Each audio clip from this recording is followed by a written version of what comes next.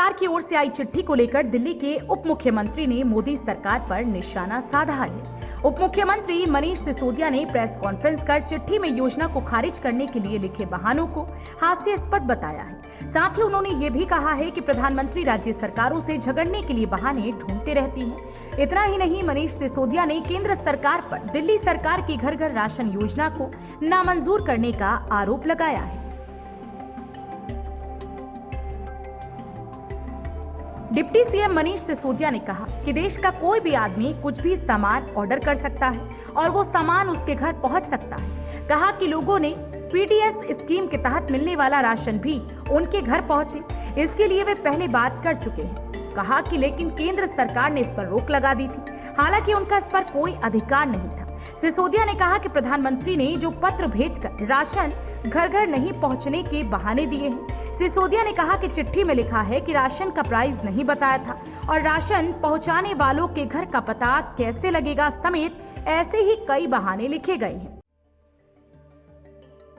प्रधानमंत्री जी ने लिखवाया है कि आपका गरीब लोगों को घर घर जाकर राशन बांटने का प्रपोजल रिजेक्ट किया जाता है। हमने तो प्रपोजल भेजा ही नहीं था। ये तो राज्य सरकार के अधिकार है कि वो कैसे बांटेगी। वो तो आपने अखबारों में खबर पढ़ के ये चिंता व्यक्त की थी, भाई इसका नाम मुख्यमंत्री योजना मत रखो। हमने बता दिया था आपको कि मुख्यमंत्री योजना नहीं रख रहे। फिर आपने कौन सा प्रपोजल रिजेक्ट कर दिया। दूसरा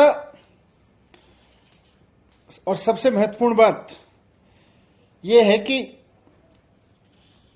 जो ये चिट्ठी लिखी है इसमें कि गरीबों का राशन उनके घर क्यों नहीं पहुंचाया जा सकता है।